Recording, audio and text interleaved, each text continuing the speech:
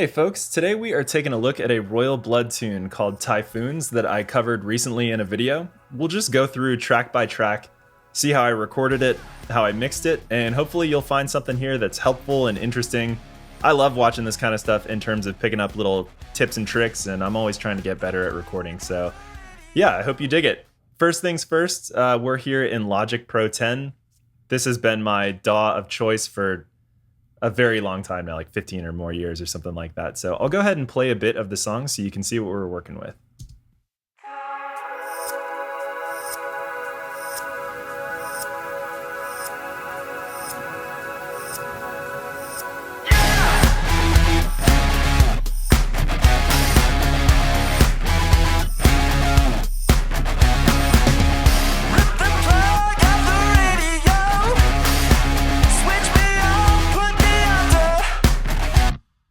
Alright, so first things first, I pretty much always start a song with drums, whether it's a cover song or my own song. It's just a good foundation to build everything on top of. And I figure out what the tempo of the song is first, and then I make myself a little map with these markers, like you can see at the top where it says intro and verse and chorus and pre-chorus, all that stuff. It's a little bit of time to set that up in the beginning, but I find that when you're getting into a mix and you're just looking at these big blobs of audio, it's really easy to get lost. So having this visual reference of where you're at and the song is really, really helpful. So for drums, I'm using a plugin from Get Good Drums. It's the P4 Matt Halpern. It's the Periphery 4 drum sample library, which is really, really good sounding. I find that it's really versatile and not just meant for metal. It works in lots of different genres, so definitely check that one out. But here's what it sounds like.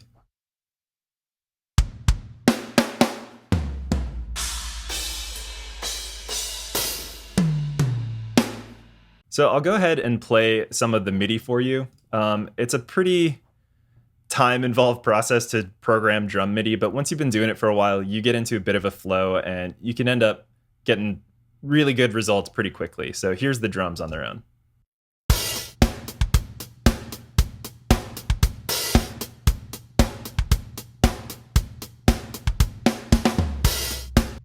Cool, so those drums sound really, really good on their own, but the original track has a very punchy kick drum and a really strong snare drum, so I added some additional samples to just kind of help these drums out a little bit. Here's what it sounds like.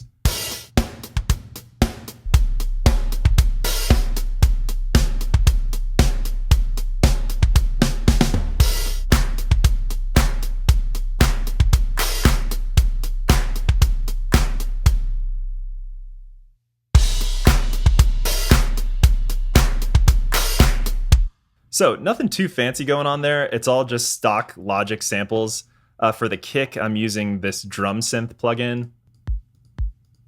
I'll solo out these kicks so you can hear them individually.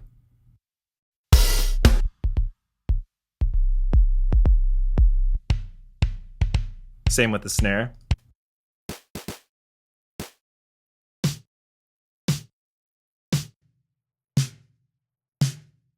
And again, those are all coming from either the drum synth or the stock Logic drummer plugin, which is really good sounding, honestly. I love that kind of, I called it snare gush because it's got that kind of gushy mid-range sound. There's also a clap that's running pretty much throughout this entire track. I'll go ahead and solo it out. I use two clap sounds. One is coming from, again, the stock Logic drummer that sounds more like a group of people actually in a room clapping. Sounds like this.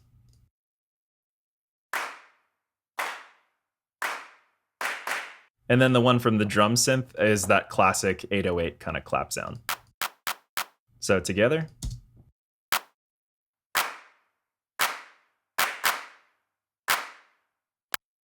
Lastly, for percussion, there are some tom samples that are, again, coming from the stock drummer. I just use this Plugin Alliance SSL 4000E channel to add some top end, some bottom end, some compression. And I'll go to a section that has some toms so you can hear what that sounds like.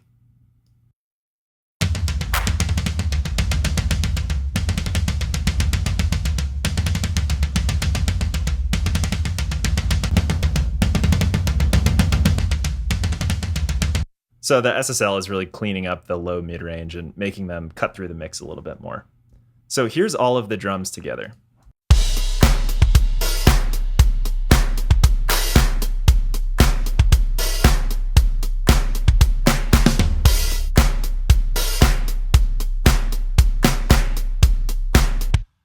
And as for mixing, I'm not really doing a whole lot on these guys. I've got a drum bus set up with the Waves Andrew Shep's Omni-Channel plugin, which has been one of my go-tos, honestly. It's super handy. You've got 5 modules in it, a preamp, EQ, compression, gate, and a de-esser. And what's really cool about it is that you can rearrange all of these just by clicking and dragging.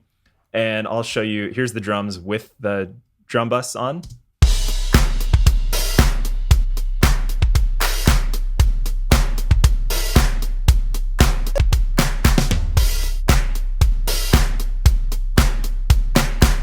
So it's just adding a lot of punch, a lot of bottom end, some saturation to add some harmonics and liven things up a bit. I've also got a parallel compression drum bus set up with Soundtoys Devil Lock on it to really crunch things up a bit here.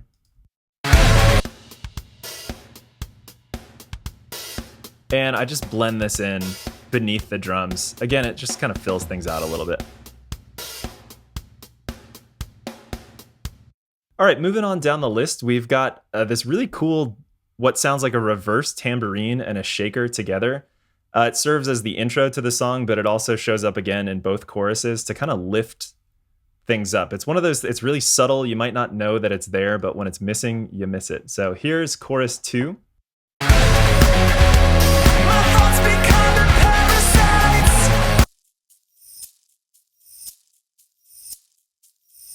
Here's the shaker.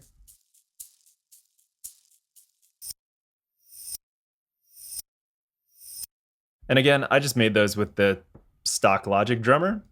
And a really cool feature in Logic, and most DAWs have this, but if you hit Control-Shift-R, you just reverse whatever audio is there. So I'll show you this tambourine. This is what it sounded like originally. And now reversed. It has that cool pulsing kind of whip to it that really kind of propels the percussion and the rhythm of the choruses.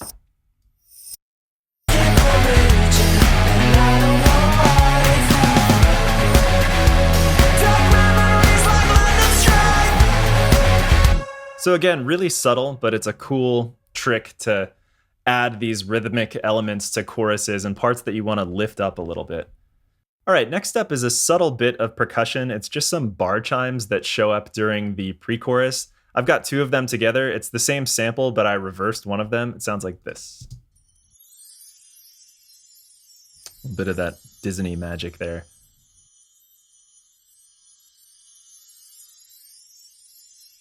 So in context.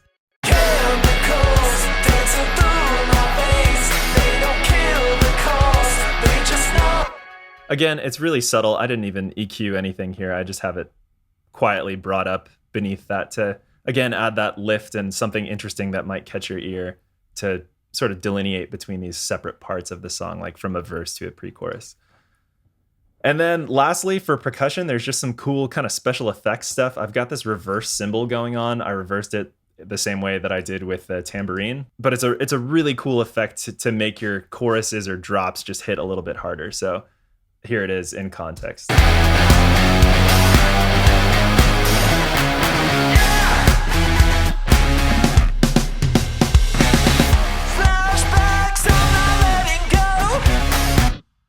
So just a simple cymbal sample. Here it is forward. And I just took that and reversed it here. Really cool trick to add to choruses and things like that. Lastly, we've got this rifle bang that is a trick I stole from Mr. Joey Sturgis, and it sounds like this. Really extreme, almost like cannon-like sound. It's one of those things, this stuff can be a little bit dangerous in that you can go overboard and make things sound a little bit ridiculous, which I've certainly done in the past and might have done even in this situation here. But it's one of those things, ideally, If you know it's there, you've probably gone too far. So, but let's listen to it in context.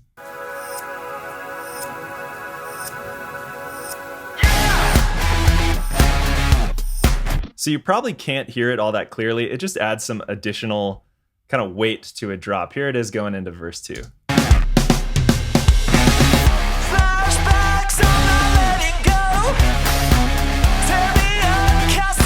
Okay, so that'll do it for percussion. Let's move on to bass, which is probably the meat of Royal Blood. They incorporate bass into their music in a really, really cool way. If you're unfamiliar, there's only 2 people in the band, and they have a huge sound. So basically how they accomplish their bass sound, to my understanding at least, is by splitting the signal and running it into multiple different bass amps and multiple different guitar amps. And it's all about turning them on and off depending on what part of the song you're at. So if you're at the intro and you want things to sound kind of thin or something, maybe just have it run through a guitar amp, and then during the chorus, kick them all on for this huge wide bass sound. So I tried to emulate that basically by running, I'm using a Fender P-Bass and I'm running it direct into my Universal Audio Apollo 8Ps just as a clean DI.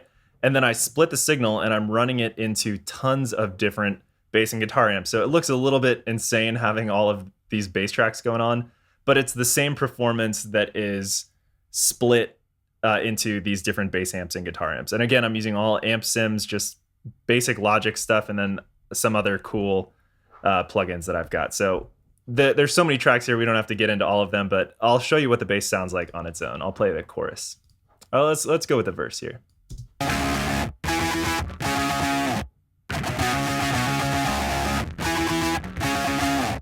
And now the chorus where they're all turned on.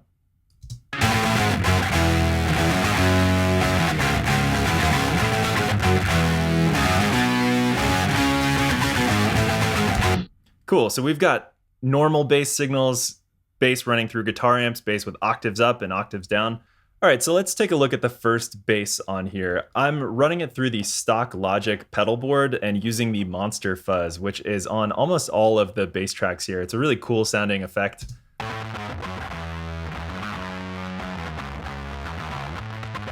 I've got a gate on here as well, which is sort of chopping the end of the note off and keeping it really tight. I noticed that as you introduce fuzz or distortion into a bass, sometimes the end of the note has a tendency to ring out and hang around when you don't want it to. So I'll show you in the verse and you can kind of hear that. Without the gate. You can just, the end of the note has, it kind of dies off with this like squelch or squeal. So the gate just chops it off and makes it really tight. Cool. Then I've got the CLA bass on there, which I love this plugin. It's really cool for adding some stereo width or additional distortion or an EQ or sub.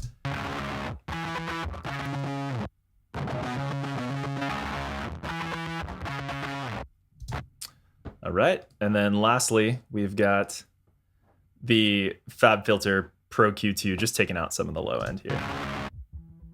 That additional low end below 80 hertz. Again, there's tons of bass tracks here, so I won't go through all of them, but I'll just try to pick out some interesting ones along the way here. Second one, we've got good old guitar rig. It's basically a big muff running through a twin reverb.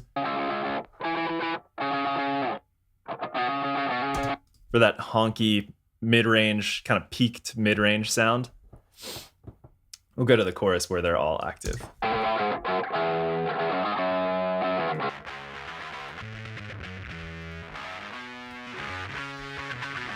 So I've got these two panned hard left and hard right. It's just adding some additional width. And again, when a chorus kicks in, you want it to sound really big and full and wide, and that helps a lot to do that. Same thing, I've got that Monster Fuzz going on. It's just, they're all EQ'd very slightly differently, mainly using this CLA bass plugin. So we'll just go through and continue to add the basses up together.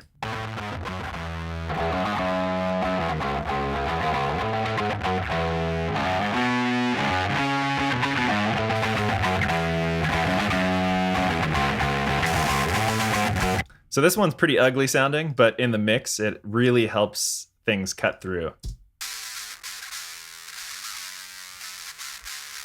So here we were up to that point.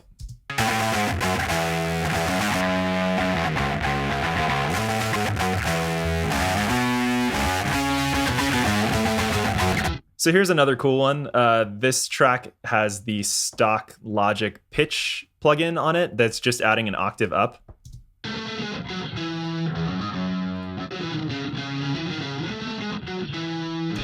Cool. And this guy I like a lot. I called it Bass Splurge, which has kind of a splurgy sound.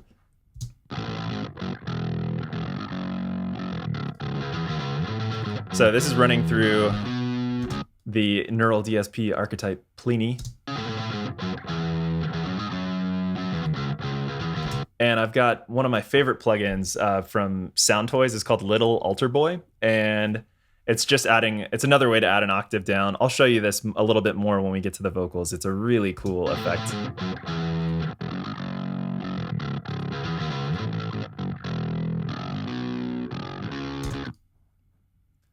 Cool.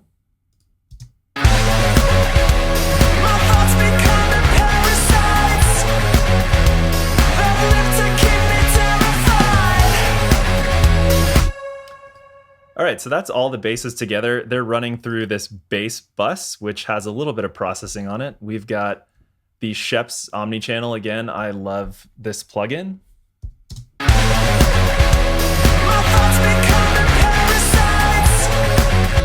Just adding some gentle saturation and a little bit of EQ. I'm dipping out some of the mids and adding no highs at all. So just dipping out some of the mids and getting some saturation and additional low end from this thump here.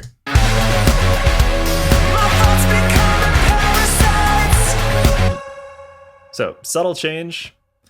Then I've got another one of my favorite EQs. This is the Moog EQ4. I love simple little EQs that don't, you're not getting really surgical with them. It's more of a broad stroke of EQ. I'll show you with and without it.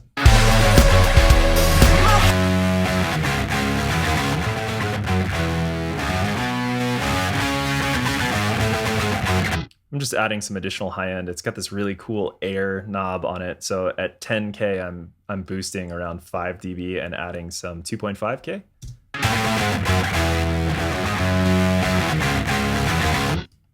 And then I've got some FabFilter Pro Q2, just taking out additional lows, excess highs, and dipping around 250 hertz.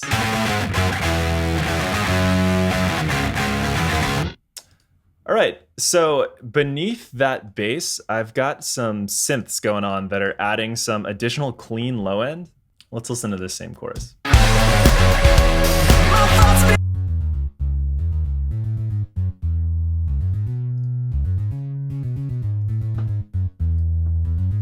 So I've got a golden oldie little Logic synth here called the ES1.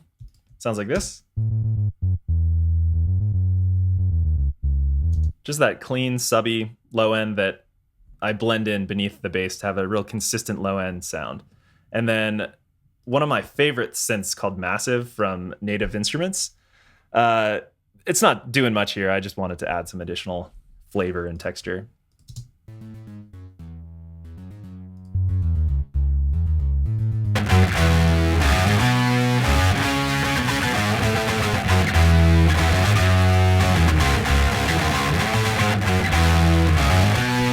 So if you have headphones on or have a subwoofer in your listening system, you can probably tell that that synth is doing a fair bit to add some bottom end and fill things out a little bit. All right, moving along.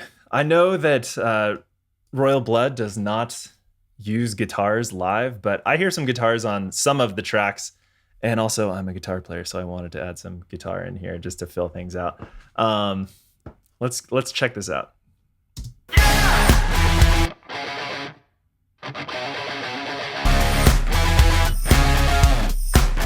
I'll play a chorus with and without the guitar.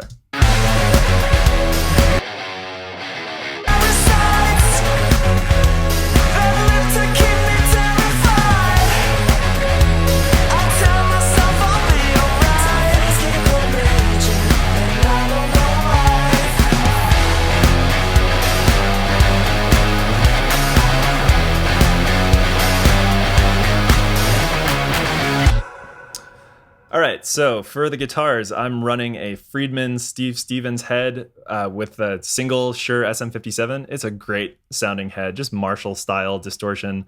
It's been my go-to amp for a very long time now, but here's the guitars on their own.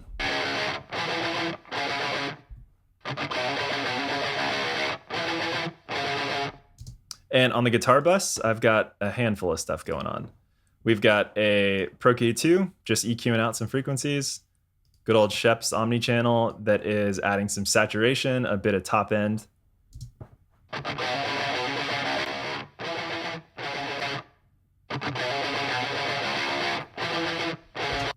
Good old Moog EQ4, boosting some top end and dipping out a few other frequencies here.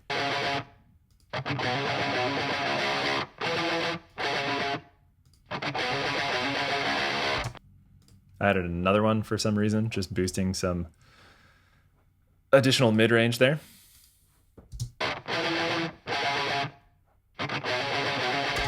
And more EQ. So guitars are just helping to fill things out a little bit. It's not necessary in this track, but I felt like adding it, and I think it was better for it.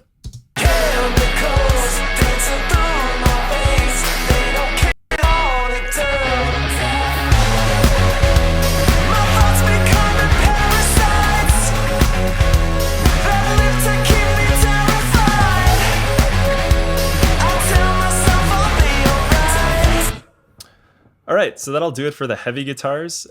During the pre-choruses, there's some clean guitars that come in. I can definitely hear this on the track. It sounds like this.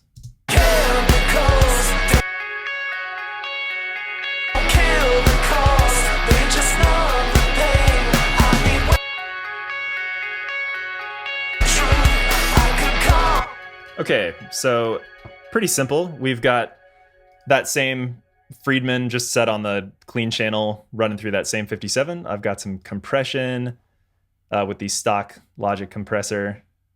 And let's see if there's anything new here. Yeah, so Fab Filter Pro Q2 EQ is just taking out pretty much everything because this part doesn't need to be full bodied. It's really just that top end that's cutting through, providing that constant arpeggio that's running through the pre-chorus.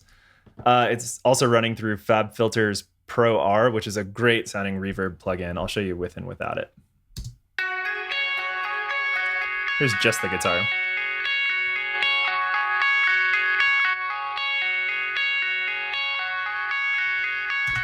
Okay, and then I've got Soothe on here, which is a lot to explain, but basically just dips out harsh sounding frequencies where you don't want them. You just set a threshold and you can see it dip it out. That's what it's actually taking out.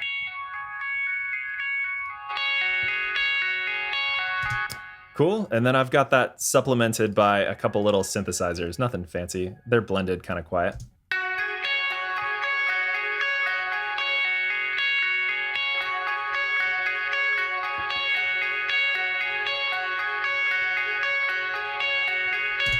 That's Alchemy is one of Logic's stock synthesizers that has great sounds on it, and I've seen that find its way onto tons of big production pop tracks and things like that.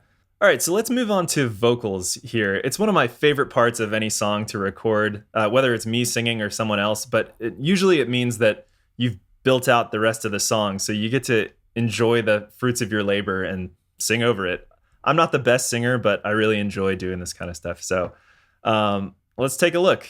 I'll play the first verse where the vocals come in.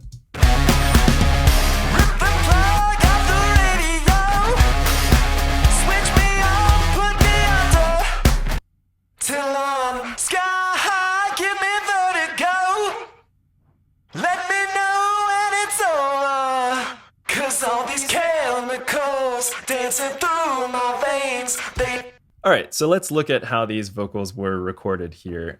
The lead vocal, I did all of these vocals with a Neumann TLM 102 large diaphragm condenser. It's not the most expensive mic, but it's pretty good sounding little mic. You can probably notice, I'll open up all of these vocal tracks here. Let's see, there's a ton, so you can see all of this stuff. Okay, there's all of these vocal tracks. You can see that all of them have gain reduction, the infamous JST gain reduction plugin, which I love. It's one of my favorite vocal plugins. I think it can sometimes freak people out because the default setting when you first turn it on is really, really aggressive. But if you just back off the mix knob, it's pretty instant in your face vocals that I find works really well in a rock or pop or metal track or something like that. So let's check out just the lead vocal here. Chemicals dancing through my veins. They don't kill the cause, they just numb the pain. So it's adding some level, but it's also, you know, a compressor makes the loud stuff quiet and the quiet stuff loud. So it's one of those things that I leave on when I'm tracking as well, because there's no latency with this plugin, which is awesome. And it kind of makes you feel like you're a stronger singer than you really are. And for me, I need all the help I can get. So I love having this one on. I'm then also running it through good old CLA vocals, which in this instance, I'm only using it for a little bit of slapback, which sounds like this. Chemicals dancing through my veins. They don't kill the cause, they just numb the pain. And then Shep's Omnichannel again for some saturation, rolling off a little at the top end, and then adding just a slight bit of high end and stuff. Nothing too fancy. Chemicals dancing through my veins. They don't kill the cause, they just numb the pain. That's the lead vocal throughout the majority of the song. But I did this cool little trick, which it's not on the original, but I just like playing with this stuff. It's kind of fun. You can see I got this plugin Little Altar Boy going on again here. So I'll show you just this additional vocal. I just copied and pasted the same performance as the first original lead vocal track, but I pitched it up with this formant here, and you can hear what it sounds like. It's pretty ridiculous sounding. Rip the plug off the radio. Switch me up, put me under. And if you're unfamiliar, I'll twist this formant knob so you can hear what it's doing. Rip the plug off the radio. Switch me up, put me under. Too long, sky high, give me vertigo. Let me know when it's over. Cool. So kind of a crazy sound. And I did a similar thing on the right side. They're panned just a little bit left and right. Except on the right side, I actually pitched it down a little bit. So I've got, when you hear them both together, it sounds like this. Rip the plug off the radio. Switch me up, put me under. And on the right side, I'm kind of blowing up this vocal a bit with another one of my favorite plugins. It's the CLA Effects. It's just a great plugin to add either stereo width or a phone filter, megaphone kind of sound, or it's great for delay throws and things like that. So here it is without. Rip the plug off the radio. Switch me up, put me under. So those sound pretty extreme, but when they're in the track, these two are pretty low. So they're just sitting beneath that lead vocal. So here they are together, all three.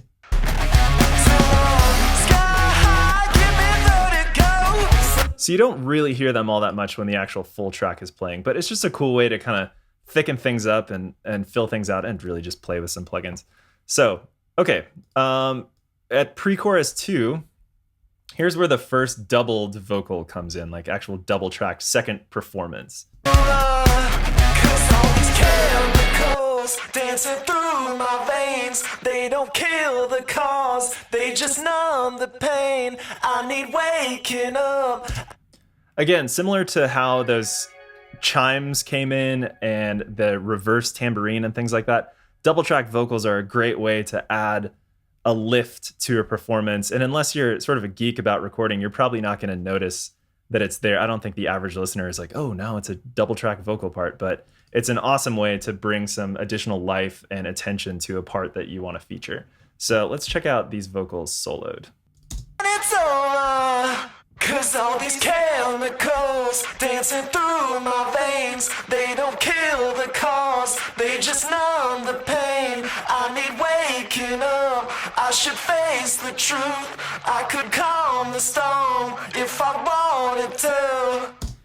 And on this doubled vocal, I'm adding another one of my favorites, Sound Toys Micro Shift. It's an emulation of an Eventide H3000, which is like a stereo width. It does a ton of stuff, but I use it basically for a stereo width. It kind of widens things a little bit. I'll play just the doubled vocal here so you can hear what it sounds like. Chemicals dancing through my veins. They don't kill the cause, they just numb the pain. I need waking up, I should face the truth. I could calm the storm if I want. So really cool little effect. It's another way to help. If you're using a doubled vocal just as a supplemental vocal, it's not as loud as the lead vocal. Having that additional width there is a really cool way to kind of spread things out and give things their own space, but have it feel unified as one track. So that's pretty much it for all the lead vocals. I'll play some of the chorus, like the loud bit of the chorus here. My thoughts becoming parasites that live to keep me terrified. I tell myself I'll be alright. So things keep on raging, and I don't know why. All right, so that's pretty much it for the lead vocals. The background vocals in this song are super fun. There's a ton of layers going on. Let's just back all the way out so we can take a look here. Basically, from here down is all backing vocals, so it's a ton of backing vocal tracks. But let's just listen to how the song kicks off with this big kind of choir of vocals here. It's a really cool sound.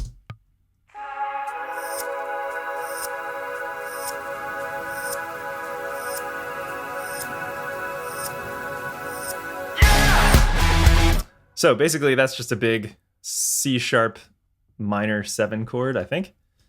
It sounds like this.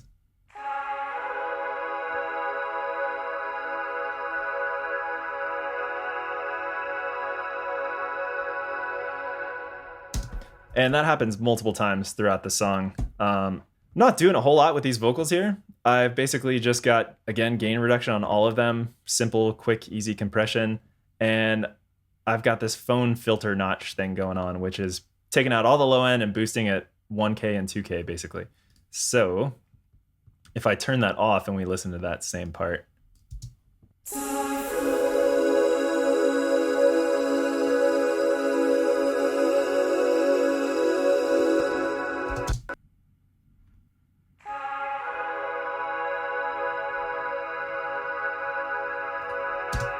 So really cool sound. And I'm feeding it through the FabFilter Pro R to add some stereo reverb. All right, so let's dive into the backing vocals here. They're super fun, a lot of counterpoint melodies and things like that going on.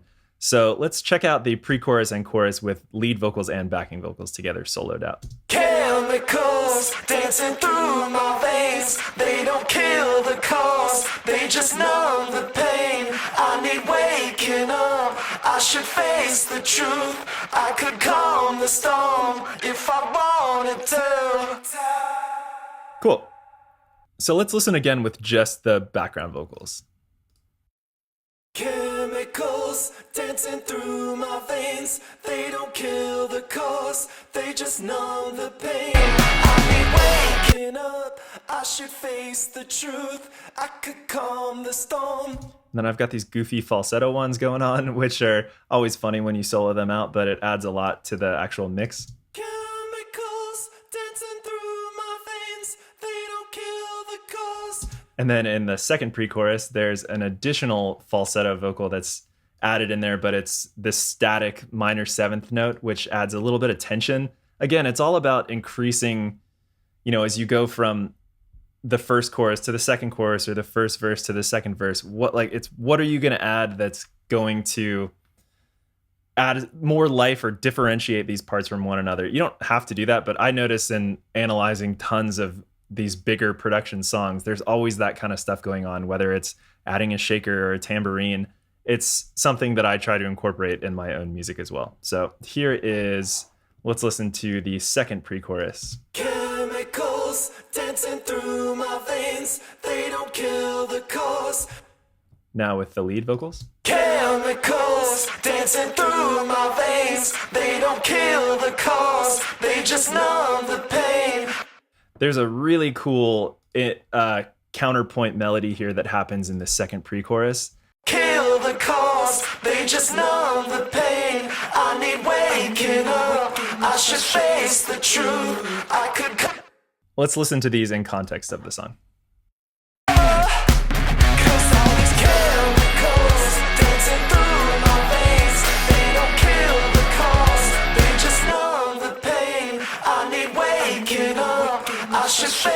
truth. I could calm the storm if I wanted to. My thoughts becoming parasites. Awesome. So all of these background vocals basically just have gain reduction and CLA vocals on them. I think I copied and pasted the settings from all of the tracks. With CLA vocals, I'm just adding some slapback, delay, a little bit of reverb, some additional compression, and a tiny bit of top end lift there. Chemicals dancing through my veins. They don't kill the cause, they just numb the pain. I need waking up, I should face the truth. I could. And a little bit of saturation from this decapitator plugin from Sound Toys. It's just a cool way to add some additional high-end harmonic content and crunch things up a little bit. So I'm not doing a whole lot with it, but it's a super cool plugin. All right, so let's listen to the chorus with lead vocals and backing vocals soloed out. Wanted to. My thoughts becoming parasites that live to keep me terrified. I tell myself I'll be alright. Typhoons keep on raging, and I don't know why. Cool. So again, a lot of layers going on, but when you put them all together, it just sounds like kind of one big voice, which is a really cool effect, and they do it very well. All right, so we're getting towards the tail end of the vocals here. All that we've got left are the Typhoon vocals that show up during the choruses, sound a bit like this.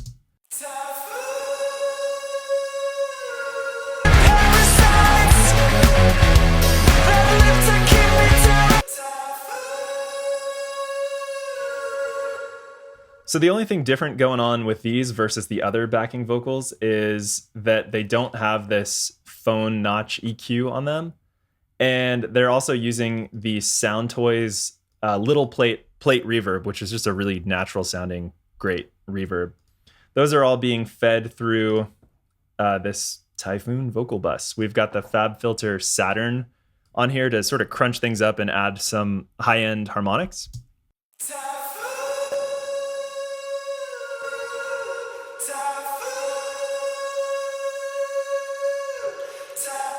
This is a super handy plugin that can find its way onto any instrument or like a master bus even. It's a really, really cool plugin.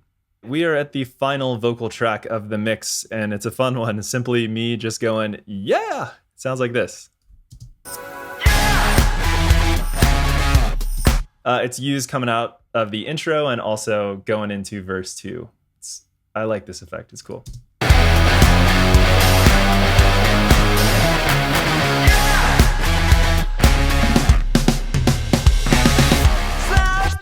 So, on its own, nothing fancy. Yeah! Yeah! So, with gain reduction. Yeah! So, adding a ton of level and making it way more in your face. With CLA effects, we've got some tape phase, some quarter note delay, some drive, and a filter, which is doing a ton. Yeah! And then lastly, Pro Q2 adding a bunch of 1.7K just to make it poke out a bit more. All right, so that's all of the tracks that make up this mix here. So all that's left is automation and the master bus. And we don't need to go into all the specifics of automation across all of the tracks like percussion and bass and vocals and all that. Really what I wanted to talk about is the master fader here that I have automated. And this is where these markers that we talked about earlier can really come in handy from verse, pre-chorus, chorus. If you take a look down here, what I've got going on is, the choruses are about a dB and a half louder than the verses and the pre-choruses. And same with the intro. This one's dropped a fair amount. But it's a really handy trick to sort of add some more energy to when the chorus hits. Typically in most songs, you want the chorus to be the loudest, most high energy part of the song. And if you're finding that whatever you're mixing doesn't have that punch, this can be a great way to add that lift. So I'll play the pre-chorus going into the first chorus here. And it's a subtle difference, but maybe you'll be able to hear that, it's a little bit louder. And ideally, you don't want this to be a really audible effect. You just want the choruses to feel a little bit more exciting.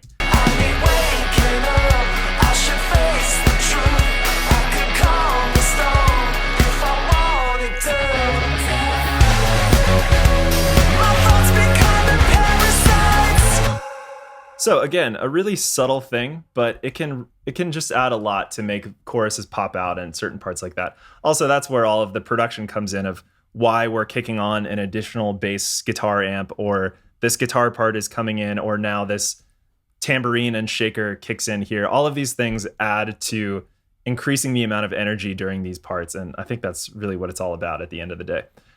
All right, last thing, master bus. This is always super fun. It's a little bit elusive. I'm always playing around with what I'm putting on here and probably screw tons of things up here, but I always have a good bit of fun with the old master bus. So I'll turn everything off. So here's the mix on its own. You can probably tell it's a lot quieter already.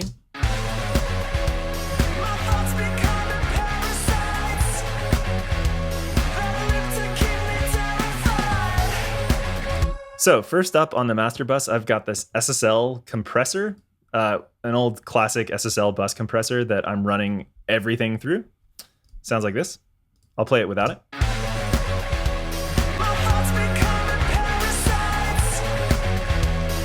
So it's adding a little bit of level, but it's also kind of tucking the snare and the kick a little bit back in the mix, gluing things together a little bit more. Again, without it.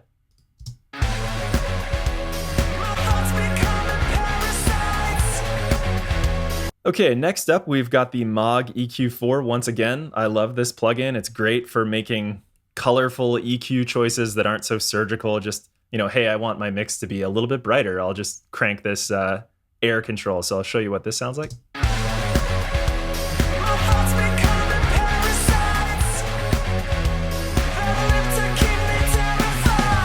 So it's just lifting the top end. It's adding a bit more life and breath into this song here. Next up, we've got the elusive Gullfuss plugin from Sound Theory. This thing is super powerful. It's awesome. It's a great way to shape or reshape, if you want to, your entire mix. You can go kind of nuts and overboard with it, or you can have a bit of a softer hand. So let's check out what it's doing here. I've got it bypassed.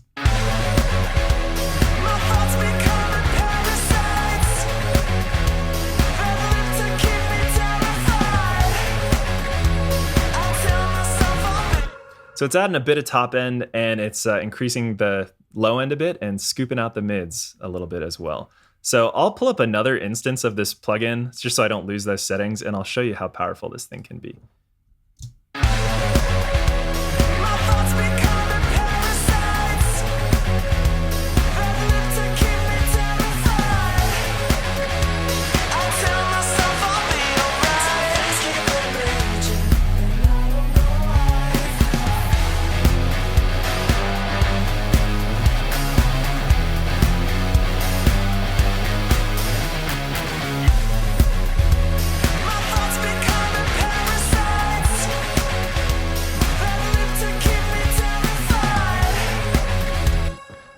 Okay, so I'll get rid of that additional instance, turn this guy back on. Here's where we're at.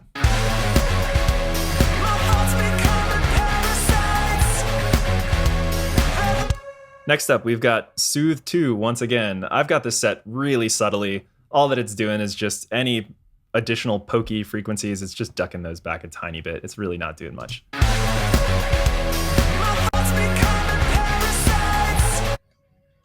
That's all. You probably barely hear it.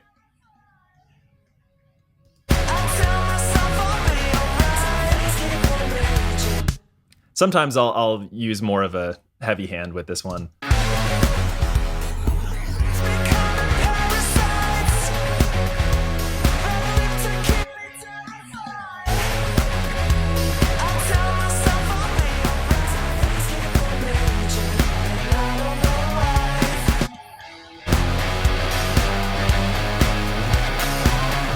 So that's all it's doing, not doing much. And then at the very end, I've just got FabFilter Limiter.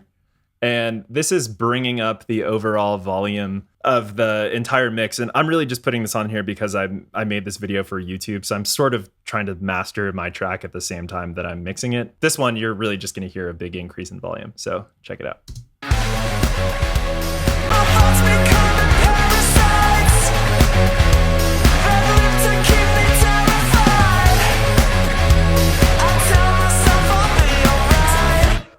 And And there we go. Let's listen to the outro with all of this turned on and call it a day.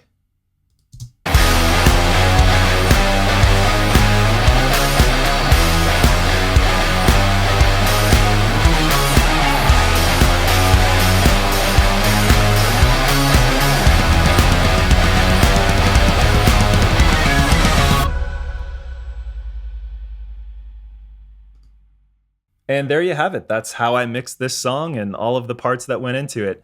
If you haven't checked out the original, definitely go do so. I'll leave a link in the description both to the original track and also the video playthrough that I made of it. It's definitely a super cool song. So I know this was way longer than normal, so if you like this kind of stuff, please let me know in the comments. I really appreciate you checking out the video, and we'll see you soon.